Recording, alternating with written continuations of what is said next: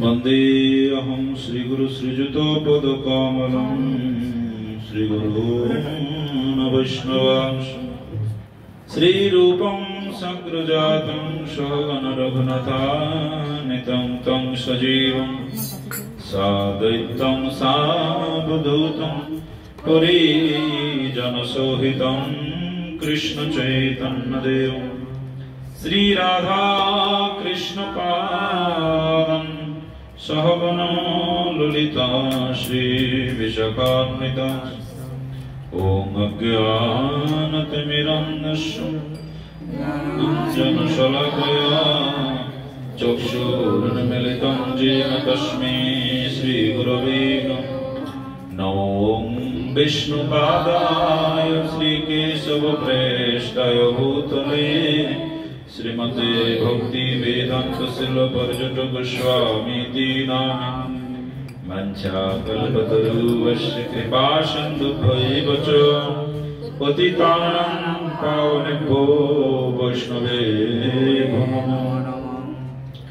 नमो महावदन्नाय कृष्णप्रेमप्रदायते कृष्णाय कृष्णचैतन्यनाम्ने गौरतिष्ठे सत्त्वव्रतं सत्त्वपरं त्रिसत्यं सत्यस्य योनिं निहितं च सत्यं सत्यस्य सत्त्वमृतसत्त्वनेत्रं सत्याकान्तं शरणं प्रपन्नं तमामि देव करुणानिधानं तमालवर्णं श्रीतवतारम् अपार संसार समुद्र सेतुं भजामि भगवतो स्वरूपम् नमो ब्रह्मण्य देवाय गो ब्रह्मण्य हिताय च जगद्धिताय कृष्णाय गोविन्दाय नमो नमः कुङ्कुमाब्ध काञ्चनाब्जगर्वहारि गौरवा प्रीतिनाञ्जुताब्जि गन्धकीर्तिनेन्दुसौरभा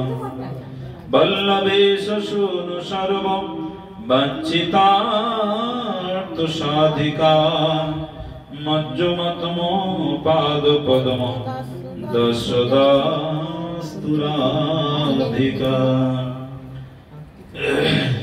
वसुदेवायुसुतं देवं कंसचाणूरमर्दनं देवकी परमानन्द कृष्ण वन्दे जगद्गुरुम् चेतुदर्पणमार्जनं भवमहदवाग्निर्वापनं श्रियोपैरवचन्द्रिका वितरणं विद्यावधुजीवनम् आनन्दं बुद्धिवर्धनं पुतिपदपुण्यमृता आस्वादनं सर्वात्मस्नापनं परं विजयति श्रीकृष्ण संकीर्तनम् निखिल श्रौति मौलि रत्नमाल दुत्ति निराजित पाद पंकजं तोयि मुक्त कुलिरूपस्यमानं परितस्तं हरिनाम संश्रयामि हे राधे ब्रजदेविके च ललिते हे नंद सुनकुतो श्री गोवर्धन कल्पपादपतले कालिन्दी वन्ने कुतो घोषन्ताविति सर्वतो ब्रजपुरी खेदैर्महाबिहुलो वन्दे रूप सनातनो रघुजुगो श्रीजीव गोपालको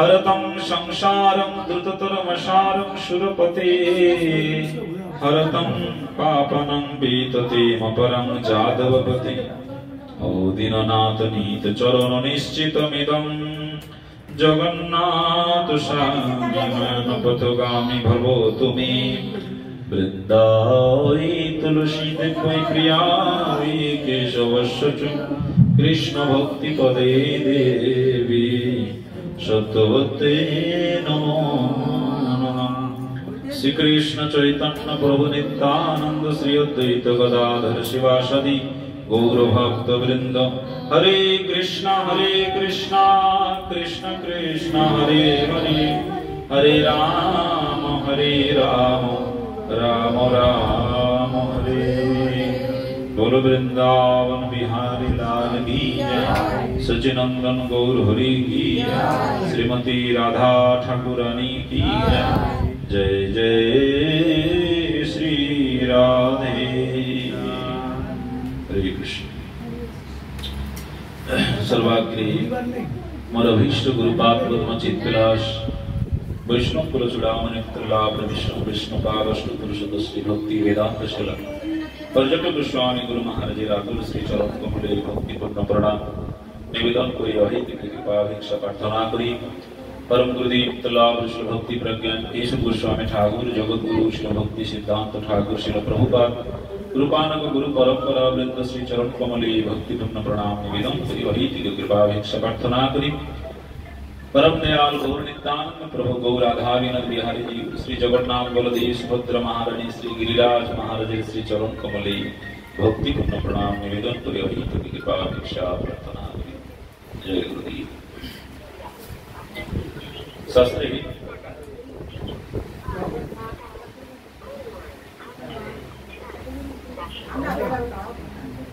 जीवेर अच्छा এটি যদি প্রশ্ন করা হয় আপনাদেরকে যে ভগবান কৃষ্ণ আমাদেরকে কষ্ট দেয় নাকি আমরা ভগবানকে কষ্ট দিই? হ্যাঁ, ভগবান আমাদেরকে কষ্ট দেয় না আমরা কষ্ট দিই? আমরাই কষ্ট দিই ভগবানকে। কি বলেন আপনারা? কি বলেন আপনারা? কি বলেন পেছনের মায়েরা? আমরা ভগবানকে কষ্ট দিই নাকি ভগবান আমাদেরকে কষ্ট দেয়?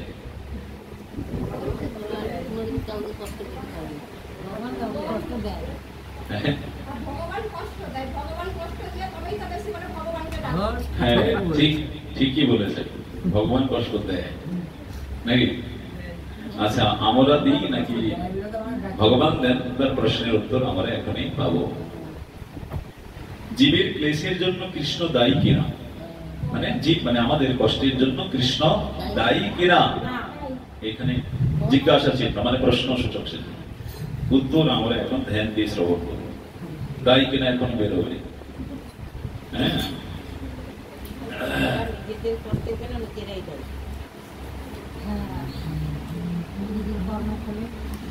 জীবের কষ্টের জন্য কৃষ্ণ দায়ী কিনা, এখন উত্তর বলছেন কি,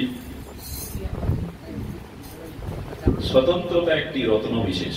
স্বতন্ত্রতা, স্বতন্ত্র মানে স্বতন্ত্র মানে আমি আর কাউকে পাত্তা দিব না, আমি সবকিছু স্বতন্ত্র। একাই 100 কেন 200 কি স্বতন্ত্র দেব। এই স্বতন্ত্রতা একটি রত্ন বিশেষ।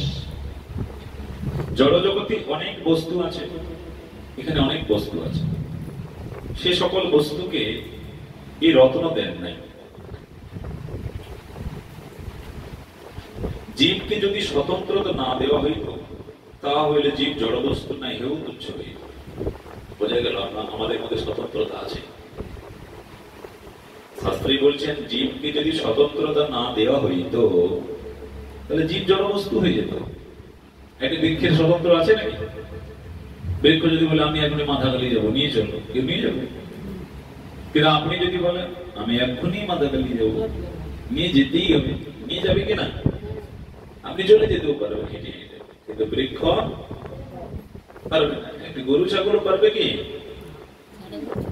তাহলে জীবকে স্বতন্ত্রতা, জীবকেও যদি স্বতন্ত্রতা না দেওয়া হতো তাহলে জীব জড় হয়ে যেত, তুচ্ছ হয়ে যেত। তুচ্ছতা মনে করি আমরা। বিশেষত জীব হলো চিৎকণ। জীব চিৎকণ, চিৎ মানে এই যে তিনটি শক্তি ভগবানের যে মুখ্য, একটি হলো জীব শক্তি, মায়া শক্তি আর চিৎ শক্তি, যেটাকে আমরা চেতনা বলি, অন্তরঙ্গ শক্তি বলে। এই যে জীব তাই মায়াও সবই ভগবানের। তাই জীব হচ্ছে চিৎ কণ মানে কণা। জীব একটি অতীব ক্ষুদ্র জীব, কণা বস্তু। চিৎ বস্তুতে যে ধর্ম আছে সুতরাং তাহা জীব লাভ করিবে। মানে এই জন্য দেখুন, আচ্ছা আমরা যারা যারা সংসারী, যারা গৃহস্থ যারা আছেন, যারা হরিভজন করছেন না, যারা সংসারের মধ্যে আছে। আচ্ছা, সংসার পরিচালনা করার, সংসার নির্বাহ করাটাই যদি আমাদের মুখ্য হতো, তাহলে আমাদের তিলকমালা করার কি দরকার আছে? বোঝাতে পারলাম? আমরাও প্রত্যেকে একদিন না একদিন ছিলাম, সাধারণ জগতের মতো, জীবের মতো ছিলাম। আমারও তখন এগুলো কানে ঢুকতো না। কি বোঝাইছো, তো কাজ নেই, সংসারটা মূল বস্তু, এরকম তো আমরাও একদিন বলেছি। তাহলে যখন বলেছি, তার মানে সেই সংসার নির্বাহ করাটাই আমাদের মুখ্য বস্তু নয়। তারপরে কেন মালাঝোলা করছি, হরিনাম করছি কেন? বোঝাতে পারলাম? তাহলে সংসার পরিচালনা করা, সংসার দায়ভার কমপ্লিট করাটাই মূল বস্তু নয়। এর উপরেও একটি বস্তু আছে যেটা আমরা পালন করছি, যেটা পালন করছি। তাই এই পালনের দ্বারা জীব কি হবে? এই পালনের দ্বারা শাস্ত্রে বলেছেন জীব চিৎ বস্তুকে প্রাপ্তি করতে পারবে। আমার যে চিৎ কণা, আমারও বৃহৎ বস্তুকে প্রাপ্তি করতে পারবো। বৃহৎ বস্তুকে ভগবান, ভগবানকে, জীব ভগবানেরই অংশ। আমরা আবার ভগবানকে প্রাপ্তি করতে পারবো যদি সাধনা করি। সাধনা যদি করি, জীব ভগবানকে প্রাপ্তি করতে পারবে। যেমন উদাহরণ দিই, যখন কোন অগ্নি, কোথাও প্রচন্ড অগ্নি যদি জ্বলে যায় না, আগুন যদি লেগে যায়, দেখবেন সেই আগুন থেকে অনেক স্ফুলিঙ্গ উদিত হয়, হয় না? আচ্ছা, সেই স্ফুলিঙ্গ গুলো অতি ক্ষুদ্র, ক্ষুদ্র কিনা? উদাহরণ দেখো, আমারও সেরকম ক্ষুদ্র। তাহলে এই যে সৃষ্টি করেছে, আমাদের যে সৃষ্টি করেছে, নিশ্চয় স্রষ্টা আছে। তাহলে অগ্নিকুণ্ড থেকে স্ফুলিঙ্গ হয়েছে, তো নিশ্চয় অগ্নিকুণ্ড আছে, বোঝা গেল? কিন্তু সেই স্ফুলিঙ্গ অতি ক্ষুদ্র হলেও কি হবে? কিন্তু সেই স্ফুলিঙ্গটা যদি আবার অন্য কোনো কোথাও লেগে যায়, কোথাও পড়ে যায়, কোনো বাড়িতে বা কোনো যেমন এই খড়ির যে থাকে না, কোথাও যদি খড় যদি একসঙ্গে থাকে শুকনো বস্তুতে, সেই স্ফুলিঙ্গটাও অতি ক্ষুদ্র হলে কি হবে? কোনো বস্তু যদি দিয়ে পড়ে, তাহলে সেখানেও সেটা জ্বলে যেতে পারে, কিন্তু সেটা অতি ক্ষুদ্র। জীব অতি ক্ষুদ্র, জীব হচ্ছে ক্ষুদ্র, কিন্তু জীব বৃহৎ বস্তুকে প্রাপ্তি করতে পারবে যদি সাধু সঙ্গ করে। সাধু সঙ্গ যদি করে, জীব ভগবানকে প্রাপ্তি করবে। অতি ক্ষুদ্র হলে কি হবে? জীব ভগবানকে প্রাপ্তি করতে পারবে যদি সাধু সঙ্গ করে, সাধনা করে, প্রসেস ঠিকঠাক প্রসেসে যদি আনে, তাহলে পাবে, না হলে পাবে না। কত ধূমকেতু, কত স্ফুলিঙ্গ উদিত হচ্ছে, কত নিভে যাচ্ছে নাকি? কত নেমে যায়। এই জন্য আমাদের মতন কত জীব এলো আর গেল, এতে কোনো ভূক্ষেপ নেই প্রকৃতির। তারা জানে যে এই যে বিল্ডিং বানিয়েছেন না, তো এখন যিনি মালিক আছেন উনি মালিক, এর আগে যিনি ছিলেন উনিও ছিলেন। আপনিও চলে যাবেন, এরপরে অন্য কেউ মালিক হবে, সেও চলে যাবে, সেও চলে যাবে। মানে এরকম কত জীব এলো আর গেল। প্রকৃতি বলছে তোমার মতো কত আমি মুখমণ্ডল দেখেই নিয়েছি, তুমি কি বলো আমার আমি কত জীবকে দেখলাম, তারা এসে গেছে কিন্তু কিছু নিয়ে যেতে পারেনি। কি নিয়ে গেছে? কিছু বরং বমি করে দিয়ে গেছে, সেগুলো হাতে নাড়ানাড়ি করছি। বমি করে না, বমি করে। আচ্ছা, বমি করা বস্তুগুলো হাতে নাড়াচাড়া করে কেউ? করে? গন্ধ লাগে না, ঘৃণা লাগে কিনা? বিষয়টাও তাই, বিষ্ঠাটাকে হাত দিয়ে নাড়াচাড়া করছি বেশি করে, আর মোহিত হয়ে যাচ্ছে। যখন অন্য কেউ ইনি এখন আছেন, ইনি বলতে আমি মালিক, ইনি তো চলেই যাবেন। আবার নেক্সট জেনারেশন সে বলবে আমি মালিক, মানে ইনি উঠে গেল, সেটা হাতে নাড়ানাড়ি করছে। উনিও চলে যাবে, ওনার যদি ছেলে থাকবে সেও আমার মালিক হবে, সে বলবে বাবার, সেও বলছে বমিটাকে নাড়ানাড়ি করছে। মানে নতুন কোন বস্তু নাই সংসারে, নতুন কোন এখানে অভিনয় নেই, এখানে শুধু সিন, পুরনো সিন সিনারি দেখানো হচ্ছে। ছেলে তুমি জন্মগ্রহণ করো, ছেলে হোক আর মেয়ে হলো, আচ্ছা আপনি প্রাপ্ত বয়স হলে বিবাহ করো, বিবাহ হয়ে গেছে, এবার তো সন্তান উৎপাদ, এরপর তুমি টানো, ব্যাস একই ব্যাপার, একই কথা, কোনো নতুন কোন সিন নেই এখানে সংসারে। তাই শাস্ত্রে বলছে জীব চিৎকর, জীব ভগবানকে প্রাপ্তি করতে পারবে। প্রিয় বিভু কি? ভগবান। আমরা চিৎকর, ভগবান বিভু, বৃহৎ, সর্বত্র পরিব্যাপ্ত ভগবান, কিন্তু আমরা দেখতে পাই না। ভগবান সর্বত্রই আছে, কিন্তু আমরা কেউ দেখতে পাই না। তাই চিৎ বস্তুতে যে ধর্ম আছে সুতরাং তাহা জীব লাভ করিবে। নিত্য ধর্ম হইতে বস্তুকে বিচ্ছেদ করা যায় না। এই যে বললাম নিত্য ধর্ম থেকে, আমাদের নিত্য ধর্ম ভগবানের উপাসনা করা, সেখান থেকে কোনো মতে বিচ্ছেদ করা যাবে না। একটা জীব যখন ভগবানের প্রতি শরণাগত হয়ে তাকে আপনি কোনো মতেই ধর্ম থেকে বিচ্যুত করতে পারবেন না। পারা যায় কি? কত কত ব্যক্তি এরকম তার সংসারে কোনো ব্যক্তি ধর্মের প্রতিরোধ করার জন্য সে সংসার ছেড়ে দিয়েছে, কি হয় কিনা? এরকম দেখছে সংসারে তার প্রত্যেকে চাইছে না, ধর্ম পালন করছে, প্রতিবাদ করছে, সে সংসার ছেড়ে দিয়েছে। স্ত্রী, পুত্র, বন্ধু বান্ধব, স্বামী সকলকে পরিত্যাগ করে দিয়েছে। কোন স্বামীও তার স্ত্রী আদিকে পরিত্যাগ করে চলে দিয়েছে। এরকম অনেক অনেক খামি আছে, তারা সংসারকে পরিত্যাগ করে চলে দিয়ে গেছে। কেন? নিত্য ধর্মকে সে পরিত্যাগ করতে পারবে না। নিত্য ধর্ম এটাই, বিষ্ণু উপাসনা। নিত্য ধর্ম পরিত্যাগ করতে পারবে না। দেখুন, যখন আপনারাও যখন পূর্বে যখন ছিলেন তখন ধর্মটাকে আমার ভালো লাগতো না, কিন্তু এখন মনে হয় যে না, কেন আগে থেকে পালন করলাম না। এখন মনে হচ্ছে না, কেন এইসবের প্রতি তুচ্ছ বস্তুর প্রতি মোহ করছি নাকি? কেন মনে হচ্ছে যে একমাত্র ভাগবত ভক্ত সঙ্গের দ্বারা, সাধু সঙ্গের দ্বারা। তাই শাস্ত্রী বলছেন যে জীবকে নিত্য ধর্ম হইতে বস্তুকে বিচ্ছেদ করা যায় না। অতএব জীব যে পরমাণু অণু, তা স্বতন্ত্রতা ধর্ম সেই পরিমাণ অবশ্য থাকিবে। অতএব জীব যখন স্বতন্ত্রতার অপব্যবহার করিতে মায়াতে অভিনিবেশ করে, তখন করুণাময় কৃষ্ণ জীবের অমঙ্গল দেখিয়া ক্রন্দন করিতে করিতে জীবের পশ্চাৎ পশ্চাৎ উদ্ধার করিতে যান। দেখুন, আমরা তো বলতে আবার বললেন যে ভগবান আমাদেরকে কষ্ট দেয়, শাস্ত্রে বলছেন জীব তো জীব। তাই জীব যখন স্বতন্ত্রতার অপব্যবহার করবে, জীব স্বতন্ত্র। আমরা এখনই দেখুন, আপনার ইচ্ছা করেছেন ভাগবত কথা শ্রবণ করতে আসবেন, এসেছেন, এই স্বতন্ত্রতা। কিন্তু জীব যদি স্বতন্ত্রতার অপব্যবহার করে, স্বতন্ত্রতার অপব্যবহার করে, বড় দুঃখ পাইয়াছি স্বতন্ত্র জীবনে, সব দুঃখ দূরে গেল অপদবরণে, নাকি? এই স্বতন্ত্রতার অপব্যবহার করলে আপনি দুঃখ পাবেন।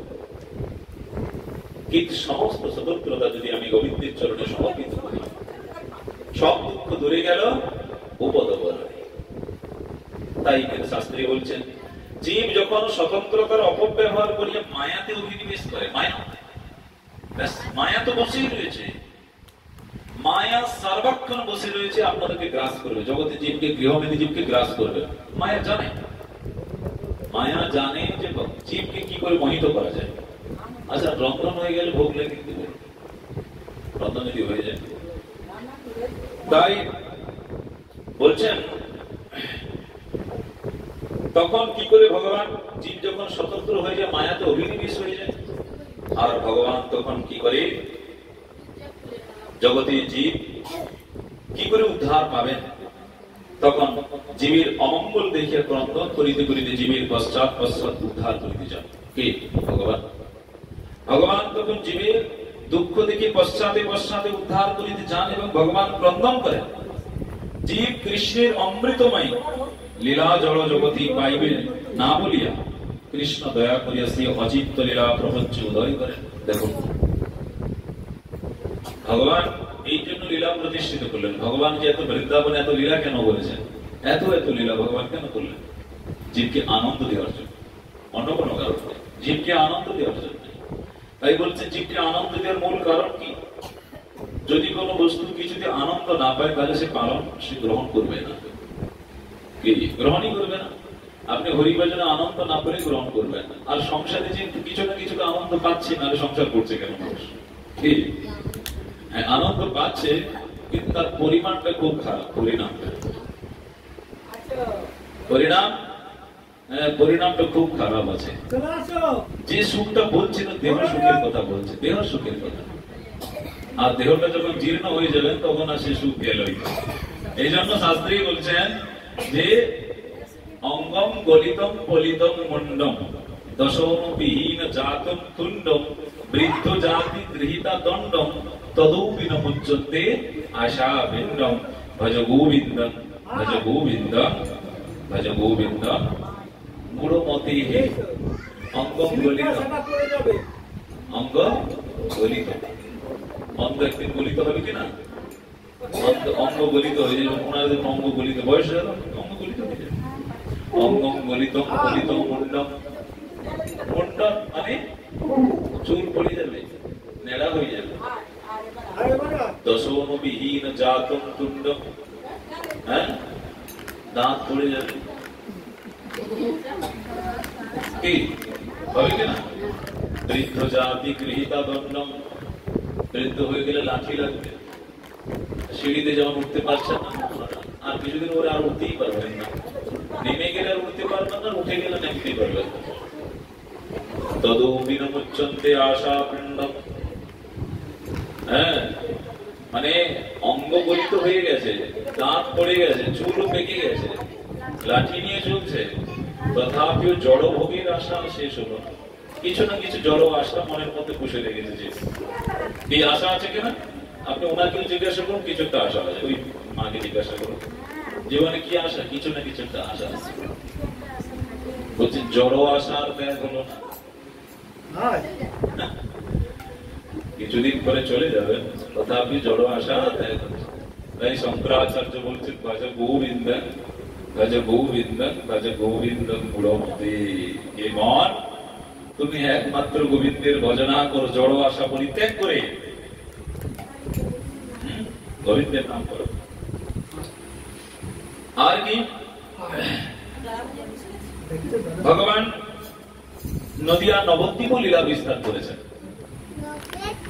নবদ্বীপে। তাই ভগবানের যে নাম রূপ গুণ লীলা, যে অপরিকর যে লীলা জগতে যে ব্যক্ত করিয়াছেন, তা ভগবান নিজ ভক্ত দ্বারা চরিত্র কথা জগতে শিক্ষা দেন। এমন দয়াময় কৃষ্ণকে কি প্রকার দোষারোপ করিতে পারে? দেখুন, ভগবান জগতে এত সুন্দর সুন্দর ভগবানের লীলা কথা রয়েছে, যেই কথা শ্রবণ করলে আমাদের মানে দুঃখ নিবৃত্তি হয়ে যায়। সংসারে অনেক অনেক দুঃখ হলেও যদি কেউ ভগবানের কথা শোনে না, তার দুঃখটা আবার নিবৃত্তি হয়ে যায়। তাতে তাহলে কি করে ভগবান আমাদেরকে কষ্ট দিচ্ছেন? তাহলে কি করে ভগবান আমাদেরকে কষ্ট দিচ্ছেন? তাই বলছেন যে তাহার করুণা অগাধ, কিন্তু তোমার দুর্দৈব অতিশয় শোচনীয়। মানে এই দুঃখ পাওয়ার মূল কারণ আমার দুর্দৈব। আমরা যে প্রত্যেকে দুঃখ পাচ্ছি কি জন্য? নিজের দুর্দৈবতার দ্বারা, মানে নিজের কর্ম খারাপ। ভগবান তো বলছে ভালো কর্ম করো বাবা। আরে ভগবান তো ডাইরেক্ট তোমার কাছে এসে বলছে না, ভগবান কোন নিজজন প্রিয়জন সাধু সন্তদের দ্বারা তোমাকে বলছে।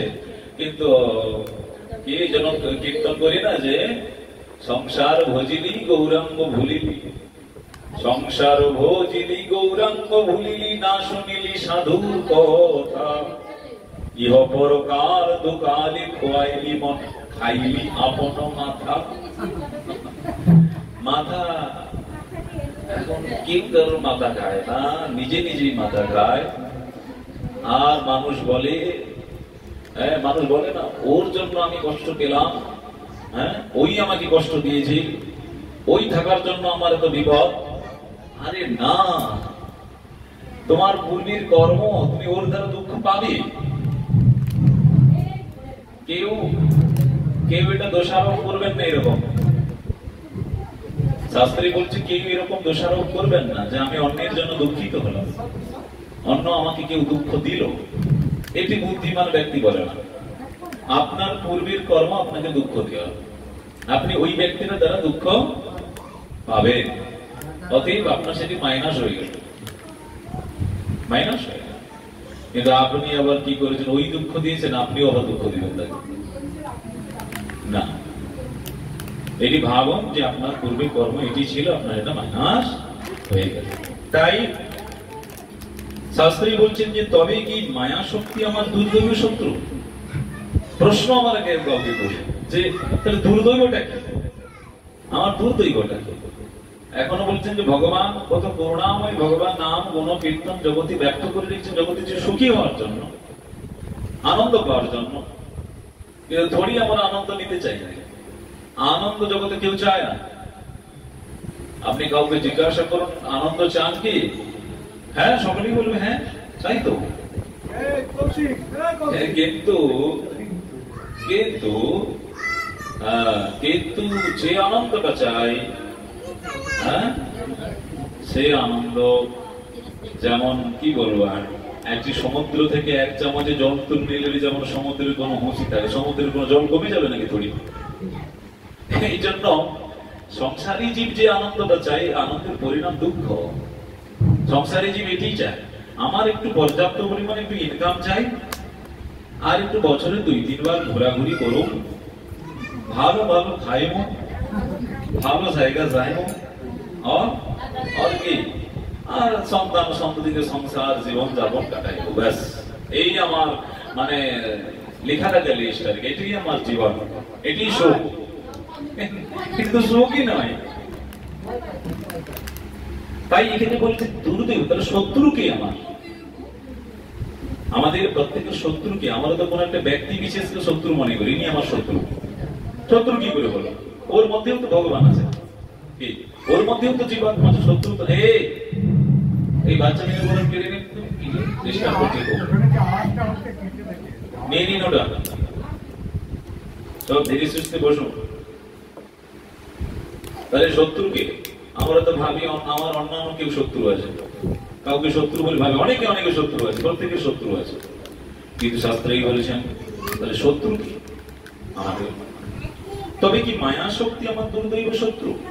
সর্বশক্তিময় সর্বজ্ঞ কৃষ্ণ মায়াকে দূর করলে জীবের তো কষ্ট তো হতো না। আমাদের শত্রু হলো মায়া,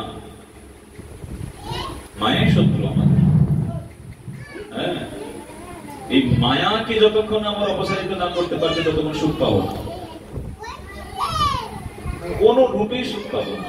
মায়াকে যতক্ষণ অপসারিত না করতে পারছি, আর মায়াই আমাদের বড় শত্রু। মায়া, আপনি মায়া বলতে কি? মায়া বলতে শাস্ত্রে বলেছেন যে পঞ্চবিধ ক্লেশ, মানে 5 প্রকার কষ্ট। কষ্ট আবার 5 প্রকার আছে। প্রথমে বললো অবিদ্যা। দেখুন এগুলো মায়ার দ্বারা হয় আমাদের, আমরা যেগুলো ভুক্তভোগী সকলে। অবিদ্যা, অবিদ্যা মানে যেটি আমার নয় সেটি আমার মনে করে, এটি অবিদ্যা। দেখুন এবার কোনটা আপনার, আপনি কোনটা আপনার আর কোনটা আমার বলে রেখেছেন। না স্ত্রী পুত্র আত্মীয় স্বজন কুটুম্ব ঘর বাড়ি মাকান গাড়ি সবকিছু তো আপনার নয়। এবার কেউ বলতে পারে তাহলে তা আমাকে আমার বলবো না, বলতে তো হবেই। আরে আপনাকে যদি কেউ জিজ্ঞাসা করি বাড়িটা কার, তখন আপনাকে আমারই তো বলতে হবে, কি তাহলে কি বলবো অন্য কারো নাকি? বলতে হবে। আপনাকে এটা বলে হ্যাঁ এটা আমারই স্বামী, বলতে তো হবে। কিন্তু শাস্ত্রে বলছেন আমার তো বলবেন ঠিকই স্পৃহা বিহীন। আমিও তো বলি যে হ্যাঁ এটা আমার মত, বলি কেন আমার মত এটি বলি, কিন্তু বলেছেন সে বলার মধ্যে আর জগতের গৃহমেধী ব্যক্তির বলার মধ্যে পার্থক্য আছে। যদি কোন ত্যাগী কোন বৈষ্ণব ব্যক্তি আমার বললেও তাহার মধ্যে তার স্পৃহা থাকে না, কিন্তু জগতের জীবের প্রচন্ড স্পৃহা। স্পৃহা এটি আমার তো আমার, আর যেন কেউ হয় না আমার, সবই আমার, সব আমার। আমার বললে তার মধ্যে একটু মোহ, তাকে ধরিয়ে রাখার চেষ্টা, প্রচন্ড ধরে রাখার চেষ্টা, ছাড়ে না। কিন্তু কোন মহৎ কোন ব্যক্তির কোনো কিছু বিয়োগ চলে গেলেও তার কোন দুঃখ নেই, কেন জানে এই সংসার নিত্য প্রবাহমান, জীব আসবে আর যাবে। কেউ কাউকে আপনি রাখতে পারবেন না এখানে। যাহা রাখিবারে চাই তাহা নাই থাকে ভাই, কাউকে আপনি রাখতে পারবেন না এখানে। কেউ এখানে থাকার জন্য আসি নাই। আপনি পিতা হয়েছেন, আপনি কেউ কন্যা হয়েছেন বা পুত্র হয়েছেন, তাই বলে যে পিতাই আগে যাবে পুত্র পরে যাবে তা নয়। সেখানে তার পুরো ম্যাচুরিটি হয়ে আছে, পুরো ডেট যেই দিন জন্মগ্রহণ করলো সেই দিন তার লেখা হয়ে গেছে, কতদিন সে থাকবে না থাকবে আপনি নির্ধারণ করতে পারবেন না। ওটা আপনাদের কাছে নেই, আমাদের কাছে নেই। কি আছে কি নাই? আরে কোন একটা মা কোন একটা নারী যদি বন্ধাও হয়, মানে সন্তান উৎপাদন ক্ষমতা যদি না থাকে, কোন ক্ষমতাই নেই তার সন্তান উৎপাদন হবে, কি নিজস্ব হাতে কোনো কিছু ক্ষমতাই নেই, তাহলে এত কিছু আমার কেন বলি? ভগবান যদি করুণা না করেন, ভগবান যদি কৃপা না করেন, শাস্ত্রে বলছেন ভগবান কি যে পুণ্য বন্ধু পৃথিবীবাঞ্চ তেজস্বাস্মি বিভাবসু জীবনম সর্বভূতেষু। আমি প্রত্যেকের জীবন, এই যে প্রত্যেকের মধ্যে জীবন আছে, দেখতে পাচ্ছেন, কথা বলছি, এটি জীবন। ভগবান বলছে সে কি আমি, ভগবান বলছে আমি সেটা, তোমার জীবন আমি, একটা সন্তানের জীবনও আমি। তো ব্যাস, ভগবানের জীবন ভগবান নিয়েছে, তুমি কান্ত। এটি মোহ, এটি আমাদের এই সংসারের প্রতি, দেহাদির প্রতি মোহ। এই জন্য স্নেহ মমতা জীবের দেহের প্রতি হয়। দেহ, এই যে স্নেহ মমতা প্রত্যেকের প্রতি কিছু না কিছু, দেখবেন কারো নাতি, কারো পুতি, কার বিভিন্ন বিভিন্ন প্রতি স্নেহ মমতা, এটি দেহের প্রতি হয়। কিন্তু প্রেম জীবাত্মা, জীবাত্মা প্রেম হয়, প্রেম, সেই প্রেমটা জীবের নেই। জীব শুধু দেহের প্রতি মোহ মমতা। তা ভগবান অর্জুনকে বোঝানোর চেষ্টা করেছিলেন। অর্জুনের ওই মমতা হয়েছিল, কে? অর্জুনের মোহ হয়েছিল।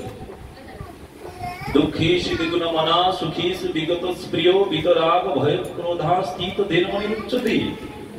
দুঃখী সুদিগুণ মনা, কিন্তু শাস্ত্রী বলেছেন স্থির মনি কাকে বলবে?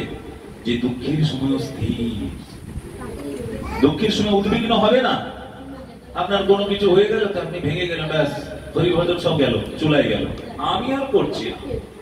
হ্যাঁ, আরে তুমি করছো না বলে ভগবানের দায় আছে নাকি? ভগবানকে তোমার দায় নিয়ে বসে রয়েছে, তোমার দায় তুমি সামলাবে।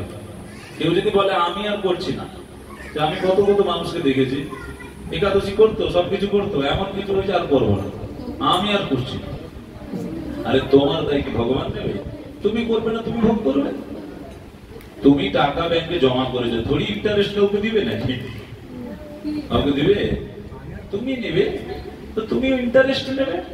ইন্টারেস্ট মানে আনন্দ উৎসাহ, তুমি নেবে। ইন্টারেস্ট মানে আমরা একদিকে সুদের হার বলি, আচ্ছা ইন্টারেস্ট বলে তো আমরা কি আনন্দ উৎসাহ পাই খুব। তার জন্য তো ব্যাংকে টাকা জমাই, বিভিন্ন বিভিন্ন ব্যাংকে, কানাডা, পাঞ্জাব, স্টেট ব্যাংক, বন্ধন, কত কত ব্যাংক আছে, টাকা জমায়, ইন্টারেস্ট, সুদের হার বেশি হওয়ার জন্য। তো আপনিও ভজন সাধনে যদি আপনার প্রবল করেন, আপনি ইন্টারেস্ট করবেন, উৎসাহ করবেন, অন্য কেউ নেবে না সেটা। তাই এই যে মোহতা, অর্জুন বলছেন লোকস্মিন যথাদি কৌমারম যৌবনম জরা তথা দেহান্তর প্রাপ্তি ধীরস্তত্ব নমজ্জতি। ভগবান বলছেন দেখো, এই জীবের দেহে, এই দেহ প্রাপ্তি করা মানে তার মধ্যে যৌবন আসবে, কৌমার কাল আসবে, জরা আসবে, ব্যাধি আসবে, আবার চলে যাবে। এটা তো মোহ হয় না। দৃষ্টিমান সজনান কৃষ্ণ যুজুৎসুন সমবস্থিতান সিদন্তি মম গাত্রাণি মুখঞ্চ পরিশুষ্যতি। অর্জুন বলছে দেখো কেশব, এই দৃষ্টমান সজনান কৃষ্ণ, এ কি দেখালে আমাকে? মানে প্রথম অধ্যায়ে ভগবান অর্জুন কেশবকে, মানে ভগবানকে বলছেন দেখো কেশব, কারা কারা যুদ্ধ করতে এসেছে একটু দেখে নি, যুদ্ধটা কাদের সঙ্গে করবো। হ্যাঁ, সেন উভয়ের মধ্যে রথম স্থাপমেচ্যুত যাবৎ একান্নি নিরীক্ষকেয় যুদ্ধ কামান অবস্থিত। মানে আমি একটু নিরীক্ষণ করবো কারা কারা যুদ্ধ করতে এসেছে, উভয় পার্টি কে কে এসেছে। সেন উভয়ের মধ্যে রথম স্থাপমেচ্যুত, তুমি চলো, রথ নিয়ে চলো। কোথায়? সেনার উভয়ের মধ্যে, সেনাদের উভয়ের মধ্যে রথটা স্থাপন করো, আমি দেখবো কে কে এসেছে, কারা কারা মহৎ ব্যক্তি এসেছেন যুদ্ধ করার জন্য। তারপরে যখন সৈন্য সামন্তকে যখন দেখে নিল, তখন বলছেন কি দৃষ্টিমান সজনাম কৃষ্ণ যুজুৎসুন মমবস্থিতান সিদন্তে মম গাত্রাণি মুখঞ্চ পরিশুষ্যতে। আমি আর যুদ্ধ করব না। এই সব তো এই দ্রোণাচার্য এসেছে, গুরু ভীষ্ম, কর্ণ, দুর্যোধন, সব এসেছে। এরা তো সব নিজ আত্মীয় স্বজন, মা তোলা, শ্বশুরা, পৌত্র, সামল, সম্মতিস্ততা, সব মাতুল টাতুল এসেছে যুদ্ধ করতে। আচ্ছা আর কেউ হবে এটা যুদ্ধ করতে পারবে না সাধারণ ভাবে? শ্বশুর এসেছেন, মামাও এসেছেন, তো যুদ্ধ যদি করে কি করবে? না, এই করবো না, যদি অন্য কোনো ব্যবস্থা আছে বলুন। সে অর্জুনের কথা, কিন্তু শাস্ত্রী বলছেন অর্জুনের এসব মোহ হয় নাই। অর্জুনের উপর কিসের মোহ? আবার সাক্ষাৎ ভগবানের কাছে ওনার আবার কিসের মোহ? শুধু আমাদের। তাই অর্জুন বলছেন আমি যুদ্ধ করবো না। অর্জুন বলছেন আমার মুখ শুকিয়ে, অর্জুনের মুখ শুকিয়ে গেছে। মুখ মানে দৃষ্টিমান সজনান কৃষ্ণ যুজুৎসুনো সিদন্তি মমগাত্রে মুখঞ্চ পরিশুষ্যতি, মানে মুখ শুকিয়ে গেল। টেনশন যখন হয় না, শুকিয়ে যায় মানুষ, আর ভালো লাগে না। লাস্টেই বলছেন অর্জুনের অবশেষে গান্ডি পড়ে গেল, মানে ধনু পড়েই গেল, আর যুদ্ধ করে রথে বসে গেছে। আর ভগবান বলেছেন কি, যে ত্রৈবম ধর্ম মহা, যে ক্লীব ধর্ম কুতশ্চ কস্মনে বিদম বিষমে সমুপস্থিত অনার্য দুষ্টম কীর্তিকর। বলছেন এ কি, তোমার এই শুভ কাজের সময় তোমার কি হলো, এ কি পরিস্থিতি, তুমি ক্ষত্রিয়, তুমি পরম ধর্ম ছেড়ে দিয়ে তোমারই কি বেহাল পরিস্থিতি।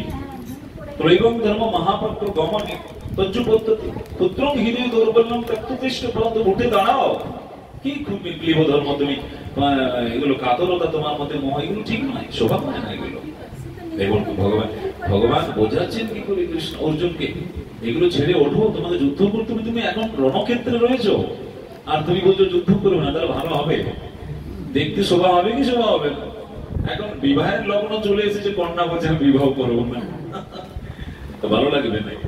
একটা মান সম্মান তো যাবেই, কন্যা বলছে আমি বিবাহ করবো না। এখন অর্জুনের তাই হয়েছে, আমি যুদ্ধ করবো না, হ্যাঁ যুদ্ধ আমি করবো না। ভগবান তখন বোঝালেন, দেখো এই জন্য দ্বিতীয় অধ্যায় দেখবেন অনেক সুন্দর, 72টা শ্লোক দ্বিতীয় অধ্যায়ে আছে, এত সুন্দর করে বোঝাচ্ছেন ভগবান অর্জুন।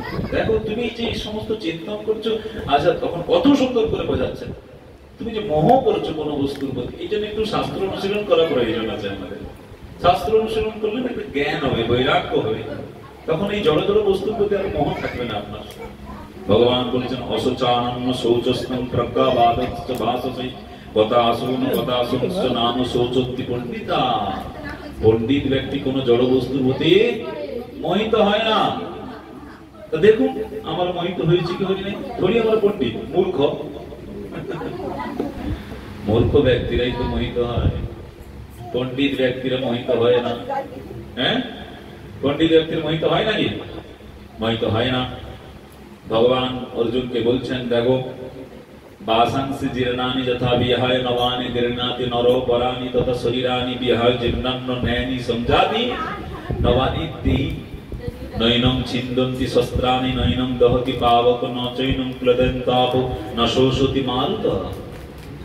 ভগবান অর্জুনকে বলছে, দেখো এই জীবাত্মা, যে জীবাত্মা আমার হৃদয়ে রয়েছে, বাসাংসি জীর্ণানি যথা বিহায় নবানি গৃহ্ণাতি, তুমি তাকে অস্ত্র দ্বারা ছেদন করতে পারবে না। ছিন্দন ন ছিন্দন্তি ন দহতি পাবক, মানে তাকে অগ্নি দ্বারা পোড়ানো যাবে না। পাবক, তাকে জল দ্বারা শেষণও করা যাবে না। নৈনম ছিন্দন্তি শস্ত্র নৈনম দহতি ন চৈনম ক্লদন্তাপ ন শোষতি মারুতঃ, তাকে তুমি শুকাতেও পারবে না। দেখুন তো এই যে জীবাত্মা আমাদের মধ্যে আছে না, এই জীবাত্মার কথাই বলছেন, ওনার কথাই বলছেন। এই রাওয়ালে বলছেন, তাহলে আমার মধ্যে যে জীবন, আমার মধ্যে যে প্রাণ রয়েছে, তার এই পরিস্থিতি, তাহলে আমরা কাকে নিয়ে চিন্তা করছি? ও এই বস্তুটা এদিকে দিন তো, এদিকে দিন। এই বস, চুপ, সাইলেন্ট। তাহলে যার বিনাশী নেই, যিনি নিত্য শাশ্বত, তাহলে আমরা কার প্রতি মোহ করছি? কি ভাবুন, আমরা কার প্রতি মোহ করছি?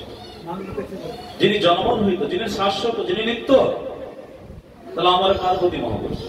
শুধুমাত্র এই শরীরটার জন্য মোহ করছি। এই জন্য ভগবান সাংখ্য যোগের কথা বললেন, দ্বিতীয় অধ্যায় সাংখ্য যোগ। সাংখ্য কথার ভগবানকে জানবো কি করে, ভগবানকে পাবো কি করে, তা সাংখ্য যোগের কথা বলেছেন। এবং তৃতীয় অধ্যায় দেখুন ভগবান অর্জুনকে কর্মযোগের কথা বললেন। দেখো আগে কর্ম করবো, তাই না? কর্ম শুধু করলে হবে না, বিষাদ সাংখ্যযোগ কর্মযোগ, আর বিষাদ সাংখ্যযোগ কর্ম, জ্ঞান বলছে শুধু কর্ম করলে হবে না, জ্ঞান থাকা চাই। কর্ম জ্ঞান যোগ, আবার বলছে কর্ম সন্ন্যাস যোগ, আবার বলছে কর্ম সন্ন্যাস হলো এবার ধ্যান চাই, আবার বলছে ধ্যান নিলে শুধু জ্ঞান, আবার বিজ্ঞানও চাই। এরপরে বললেন দেখো জ্ঞান বিজ্ঞান হলে হবে না, এবার অক্ষর ব্রহ্ম চাই। কি রাজপুত্র যোগ, বিভূতি যোগ। এরপরে বললেন বিশ্বরূপ দর্শন। দেখো তুমি এবার এত চিন্তন করছো, এবার দেখো তো আমি কি, এবার দেখো তো তুমি সবসময় শুধু আমাকে সামান্য কিছু ভাবছো। এই কৃষ্ণ তো বাড়ির ছেলে, এক হাতে খাই একসঙ্গে ঘুমাই, এর কথা আবার কি শুনবো? ভগবান বলছে দেখো এবার তুমি আমার রূপটা দেখো, বিশ্বাস করো। তখন অর্জুন আর দেখতে সামলাতে পারছে না।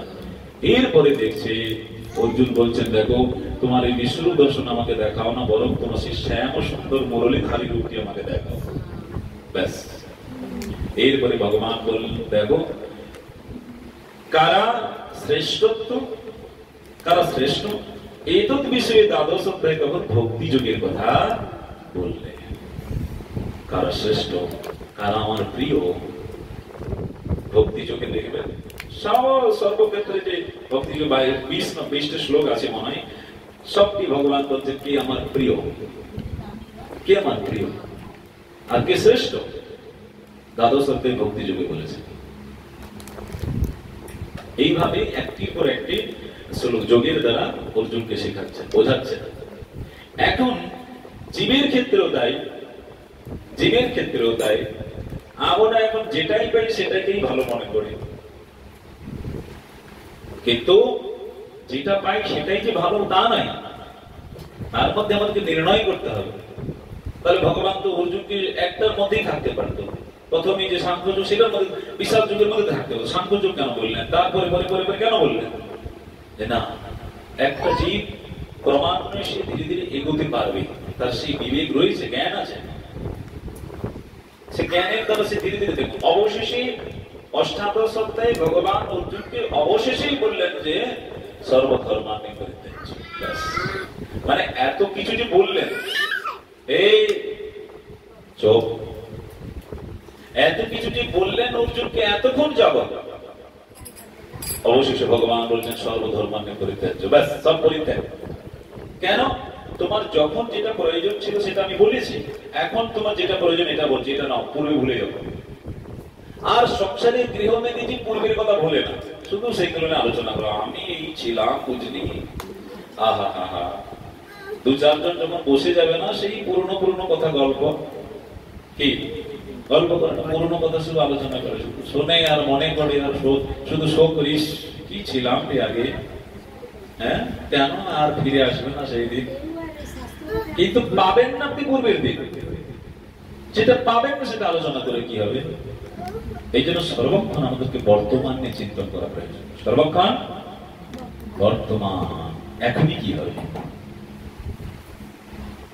ফিউচারের কথা ভুলে যান, ভবিষ্যতের কথা আপনি চিন্তন করছেন কি করে? সকালেই যদি আপনার প্রাণ পাহেন না চলে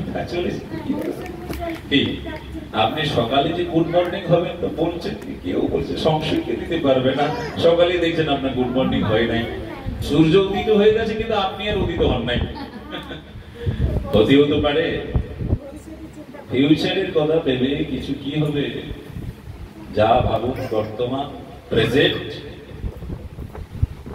আর পাস্ট বলে যান, কি হয়ে গেছে পূর্বে বলে যান, বর্তমান আপনি কি করবেন। কিন্তু জগতের গৃহমেদিজি বর্তমানের কথা ভাবে, কিভাবে? পাস্ট ভাবে আর ফিউচার ভাবে। আমার কি হয়ে গেছে পূর্বে আর ভবিষ্যতে কি হবে। কিন্তু সাধু মহাত্মাগণ, বিজ্ঞগণ, শাস্ত্রবিদ, জ্ঞানী পুরুষগণ তারা ওই দুটোর কথা ভাবে না, পাস্ট ভাবে না আর ফিউচার ভাবে, প্রেজেন্ট ভাবে, এখনই কি হবে। কি আচ্ছা, কোনটা সঠিক আপনারা মনে করলেন? মানে এখনকার বর্তমান কথা আপনি আজকে এখন কি হবে সেটা ভাবা দরকার, নাকি ফিউচার কি হবে, তাই কি না? কি বলেন আপনারা, কোনটা ভাবা ফিউচার? হ্যাঁ, ও তো বলছি বলে তাই, তথাপিও ভবিষ্যতের কথা ভাববেন, অবশ্যই ভাববেন, অবশ্যই ভাবতে হবে। তার একটা উদ্দেশ্য আলাদা আছে।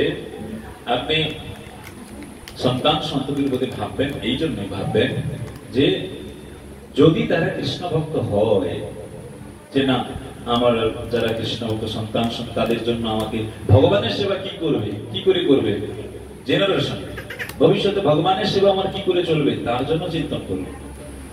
তাহলে ভোগ বিপাশার জন্য চিন্তন করেন,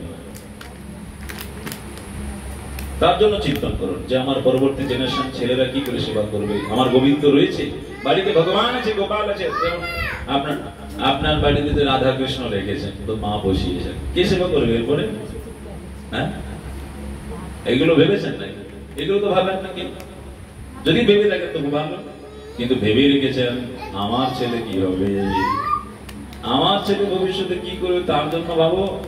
কিন্তু যিনি সুপ্রিম লর্ড ভগবান বসে রয়েছেন, যিনি সকলের জীবনের জীবন, যাকে নিয়ে এত ওঠা বসা, তার নিয়ে কোনো ভাবনা নেই। আর যাকে ছাড়বো যে চলে যাবে তাকে নিয়ে সবসময় ভাবি, সবসময় ভাবছে। আরে যিনি মালিক বসে রয়েছে উপরে তাকে নিয়ে ভাবি না আমরা। তার ভাবনা খুবই সীমিত। কেন কেন সীমিত? যে কথা বলে না যে আমার সঙ্গে, আর দৈনন্দিন আমার ছেলে পুত্রের সঙ্গে কথা বলছি আমি, কিন্তু যিনি কথা দিচ্ছেন, প্রদান করছেন, উনি যে রয়েছেন, উনি আছে বলে কথা বলছেন। উনি না থাকলে কথাও বলতে পারবো না। উনি না থাকলে আপনাকে ঘন্টা কেন কিছু মিনিট আপনাকে বাড়িতে রাখবেন কি, তাই কি না? কিছু মিনিট আপনাকে বাড়িতে রাখবে না, বার করে দেবে। যতই আপনার প্রিয় স্বামী হোক আর যতই প্রিয় পুত্র হোক, হ্যাঁ, তাহলে এত কিসের ভাবনা, এত কিসের চিন্তা? তাই শাস্ত্রী বলছেন যে কৃষ্ণ দাসী কৃষ্ণ বিমুখ, কৃষ্ণ দাসী কৃষ্ণ বিমুখ জনেকে দণ্ড দিয়ে চিকিৎসা করে শুদ্ধ করে। আচ্ছা বলছেন কি, আচ্ছা তাহলে মায়া এখানে শাস্ত্রে বলছে যে মানে দুর্দৈবকে মায়া। আচ্ছা কেউ প্রশ্ন করতে পারে ভগবানের মায়াটা কেন সৃষ্টি করলেন? হ্যাঁ, অনেকে বলে মায়াটা ভগবান কেন সৃষ্টি করলেন? সব শিখছে মায়া খুব কষ্ট দেয়, এই জন্য ভগবান মায়া সৃষ্টি করলেন। যারা দুরাচার, নাস্তিক, যারা বহুত বিমারি হয় না, বিমারি ভয়ানক অসুখ হয়, হ্যাঁ, তাদের জন্য সার্জন ডক্টর, বিশেষ বিশেষ পদে সার্জন ডক্টর থাকে। এখন আপনি যদি বলেন ডক্টর কেন থাকলো বাবা, ঠিক, ডক্টর তো থাকবে কেন, বিমারি হবে যে। এই জন্য মায়াকে রাখা হয়েছে দুর্দৈব ব্যক্তিদেরকে সাহায্য করার জন্য। যারা নাস্তিক, বিমূঢ়, হরিভজনে মতি নেই, তাদেরকে তো শাস্তি দিতেই হবে, একটা জায়গা তো রাখতে হবে। এটা কারাগার, জেল। জেল কেন না? কেউ যদি বলে জেলটা কেন করলো রে বাবা, খোলা খোলে চোর তো চারিদিকে খোলাই ঘুরে বেড়ালো, ভালো হতো, ভালো হতো নাকি? আমরা বাড়ির কোনো বস্তুই থাকবে না, এই জন্য চোরকে জেলে রাখা হয়, ধরা পড়ে যাবে। এবার আপনি যদি বলেন জেল কেন থাকলো, এই জন্য রাখলো, যে চুরি করবে সে জেলে যাবে। এই জন্যই মায়া সৃষ্টি করেছেন ভগবান। এই জন্যই যারা হরিভজন করবে না তাদের শাস্তি করতে হবে। কৃষ্ণ সূর্য সম মায়া অন্ধকার, যাহা কৃষ্ণ তাহা নাই মায়ার অধিকার। তারা যারা হরিভজন করে না তারা মায়ার মধ্যে আছে, আর যারা হরিভজন করেন, কৃষ্ণের উপাসনা করেন, হরিনাম করেন, তারা আলোর সন্নিকটে আছে। কৃষ্ণ সূর্য সম। আপনি সূর্যের সম্মুখে থাকলে আপনাকে অন্ধকার থাকবে না? থাকবেই না। আর জীব কৃষ্ণ থেকে অনেক দূরে। আপনি একটা লাইট থেকে দূরে চলে যান, অন্ধকার, অন্ধকারের মধ্যে আপনি কখনো হোঁচটকে পড়ে যেতেও পারেন রাস্তায়, কিন্তু যদি লাইট থাকে তাহলে আপনার পড়ে যাওয়ার সম্ভাবনা নেই। আর এই জন্য জীব পদে পদে পড়ে যাচ্ছে, আবার সেই অন্ধকারের মধ্যে চলতে থাকছে, আবার পড়ে যাচ্ছে। কিন্তু তথাপিও জ্ঞান হয় না জীবের, একটু হরিভজন করা যায়, করি, এর থেকে উপায় কি? আজ এর থেকে চিন্তন তো হয়, এর থেকে উপায় কি? নিরুপায় হল দরকার, মানে এখান থেকে বেরোবো কি করে? সেই প্রশ্নটা, সেই বিবেক কমই ব্যক্তির মধ্যে হয়ে থাকে। তাই কৃষ্ণদাসী কৃষ্ণ বিমুখ জনকে দণ্ড দিয়ে চিকিৎসা করিয়ে শুদ্ধ করেন। কৃষ্ণের নিত্যদাস আমি, এই কথাকে ভুলিয়ে যাওয়া চিৎকন স্বরূপ জীবের পক্ষে অনুচিত দোষ। আমাদের সব থেকে বড় দোষ কি? আমরা ভুলে গেছি যে কৃষ্ণ কৃষ্ণ আমার, কৃষ্ণ আমার এই কথাটা কেউ জোর করে বলবে নাকি? কেউ বলে না, ভক্ত ছাড়া, কৃষ্ণ ভক্ত ছাড়া। তাছাড়া কেউ বলুক দেখি কৃষ্ণ আমার, আমার, এই জোর বলে কেউ বলে না। সংসার তা আছে, কিন্তু বলা আমার আর সবকিছু আমার বাবা, ওটা জোর বলা, ওটা খুব বলি আমার, ওটা আমার। হ্যাঁ, কিন্তু কৃষ্ণ যে আমার, এটি জোর বলে কেউ বলবে? কেউ বলে না সেটা। এই জন্য বলছে এটি আমাদের সব থেকে বড় ভুল, যে কৃষ্ণ আমার, এটি ভুলে যাও। এই জন্য আপনারা সকলেই হয়তো জানেন, যখন আমরা মাতৃ জঠরে যখন ছিলাম, শাস্ত্রী বলেছেন 6 মাসের পরে একটি সন্তানের তার মানে পুরো প্রাপ্তি গায়ন হয়ে যায়। চতুর্বি ধাতু বা সপ্ত, 4 মাসের মধ্যে সপ্ত ধাতু হয়ে যায় মাতৃ জঠরে যখন সন্তান থাকে। পঞ্চবি ক্ষুদ্র ভাব, 5 মাসের মধ্যে, হ্যাঁ এদিকে চেপে আসুন মায়েরা, মায়েরা একটু চেপে আসুন। পঞ্চবি ক্ষুদ্র ভাব, 5 মাসের মধ্যে মাতৃ জঠরে যে সন্তানটি থাকে, তার 5 মাসে ক্ষুধা, 5 মাসে ক্ষুধা ক্ষুধা খেতে চায়। আর 6ষ্ঠ মাসে বলেছেন, 6ষ্ঠ মাসে তার সেই সন্তানটি মায়ের দক্ষিণ কুক্ষিতে বাস করে। কুক্ষি, তাই মায়ের দক্ষিণ কুক্ষিতে বাস করে 6ষ্ঠ মাসে। ব্যাস 7 মাসেই তখন মায়েদেরকে এই বলে না, সাত খাওয়ানো হয়, বিভিন্ন বিভিন্ন বস্তু, এই জন্য ক্ষুধা লেগে গেছে সন্তানের। আর সেই সময় আমরা ভগবানের সেই যখন মাতৃ জঠরে যখন ছিলাম, তখন বলছেন তত্র লব্ধ স্মৃতি দৈবাৎ জন্ম কর্ম শত ভব। হ্যাঁ, মাতৃ জঠরে তখন শত শত জন্মের কথা মনে পড়ে যাচ্ছে, কি জন্মে মাতৃ জঠরে ছিল, বুঝেছেন? ভাগবতী বলছে সেই সময় আমাদের শত শত জন্মের কথা মনে পড়ে যাচ্ছে, কি কারণে মাতৃ জঠরে এলাম। আচ্ছা, তখন কেন মনে পড়ছে? এখন মনে পড়ছে আপনাদের? কারণ আমাদেরও মনে নেই এখন, কি ছিলাম পূর্বে। কিন্তু মাতৃ জঠরে যখন 7 মাসের পরে, তখন মনে পড়ে যাচ্ছে যে আমি কি ছিলাম। শত শত, কেন? তখন আপনার দেহাত্ম বুদ্ধি ছিল না, যেটা এখন হয়ে গেছে। দেহটাই আমি। এখন শুধু সকলেই মনে করি দেহ মানে আমি, ধরি দেহটা আপনি। দেহটা যদি আপনি হতো, তাহলে আপনি চলে যাওয়ার পরে দেহটাকে মিট কেসের মধ্যে রাখা হতো। কি দেহটা কারণ নয় যে, তাই শাস্ত্রী বলছেন তখন আর ভগবানের কাছে প্রার্থনা করছে যে হে প্রভু, আমি কি দোষের ফলে আমি মাতৃ জঠরে এলাম। বলছি জানেন আমার সকলে কি অবস্থা, নাথ মন ঋষি ভীত সপ্তবন্ধী গীতাঞ্জলি। আর ভগবানের কাছে প্রার্থনা করছি, তখন প্রার্থনা করছি যে জন্মায়ার গুণ কর্ম নিবন্ধন অস্মিন সংসারে প্রতি চরম স্তবতি শ্রমেন নষ্ট স্মৃতি পুনরয়ন প্রণীত রূপ।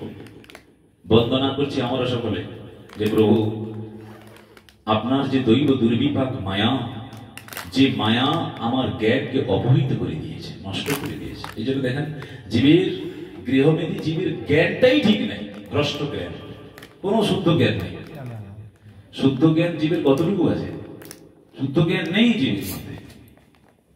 শুদ্ধ জ্ঞান যদি জীবের থাকতো, সে হরিভজন শুরু করে দিত অতি শীঘ্রই, বুঝে যেত সে। বলছেন প্রভু, আপনার মায়া আমার জ্ঞানকে নষ্ট করে দিয়েছে। আর জ্ঞান নষ্ট হয়ে গেলে দরুন এই সংসারে পড়ে গেছে। সংসার যে ফেঁসে গেছি কেন জানেন? জ্ঞান নষ্ট হয়ে গেছে। জ্ঞান নষ্ট জীবরাই তো সংসার মোহের মধ্যে পড়ে যায়, তারা সংসার ভোগ করতে থাকে। আর সংসার না হলে ভোগের শুরু হয় না। সংসার বস্তুটা যে অতি খুব ভালো তা নয়, এখানেই তো খেলাটা শুরু হয়। মানে শুরু হবে মায়া মোহ বস্তুগুলো, শুরু হবে ভোগ পিপাসা, শুরু হবে স্ত্রী পুত্র, কত কি হবে, বৌমা হবে, কত কি হবে, তখন শুরু হয়।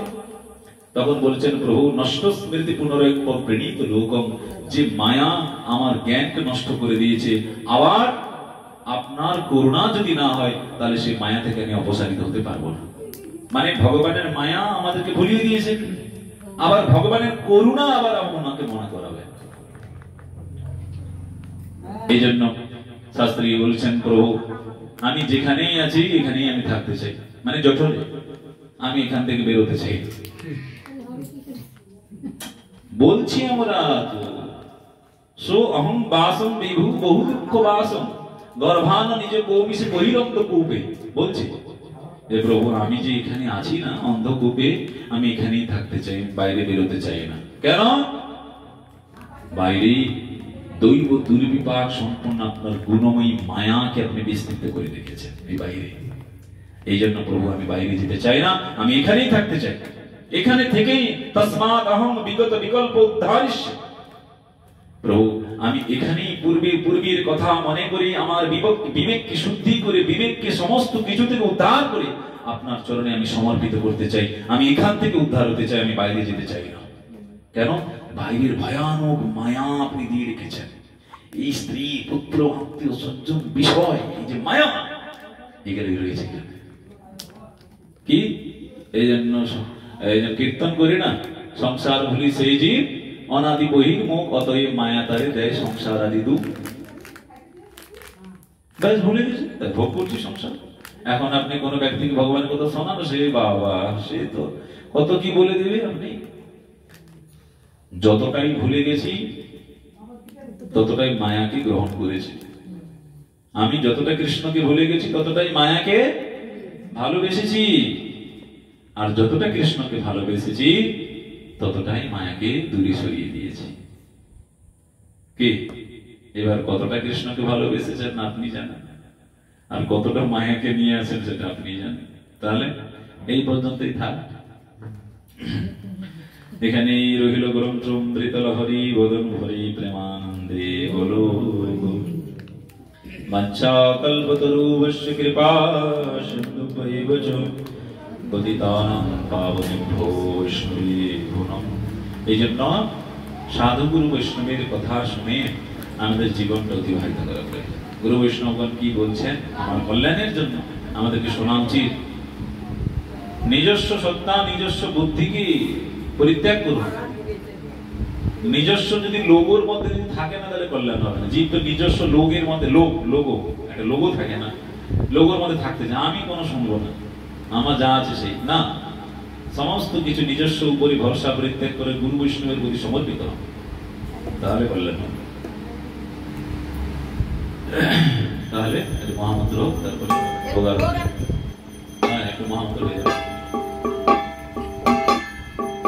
হরে কৃষ্ণ হরে কৃষ্ণ কৃষ্ণ কৃষ্ণ হরে হরে, হরে রাম হরে রাম রাম রাম হরে হরে।